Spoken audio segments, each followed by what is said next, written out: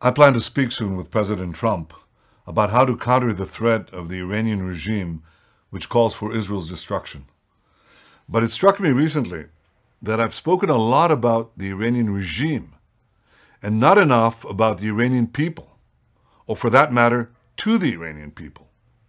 So I hope this message reaches every Iranian, young and old, religious and secular, man and woman. I know you'd prefer to live without fear. I know you'd want to be able to speak freely, to love who you want without the fear of being tortured or hung from a crane. I know you'd like to surf the web freely and not have to see videos like this one using a virtual private network to circumvent censorship. You have a proud history. You have a rich culture.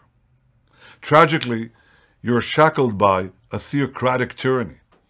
In a free Iran, you will once again be able to flourish without limit.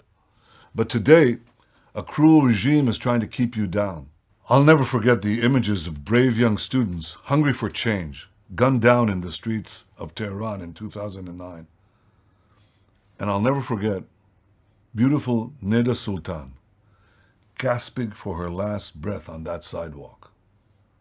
This ruthless regime continues to deny you your freedom. It prevents thousands of candidates from competing in elections. It steals money from your poor to fund a mass murderer like Assad. By calling daily for Israel's destruction, the regime hopes to instill hostility between us. This is wrong. We're your friend, not your enemy. We've always distinguished between the Iranian people and the Iranian regime. The regime is cruel. The people are not. The regime is aggressive. The people are warm. I yearn for the day when Israelis and Iranians can once again visit each other freely in Tehran and Isfahan, in Jerusalem and Tel Aviv. The fanatics must not win. Their cruelty must not conquer our compassion.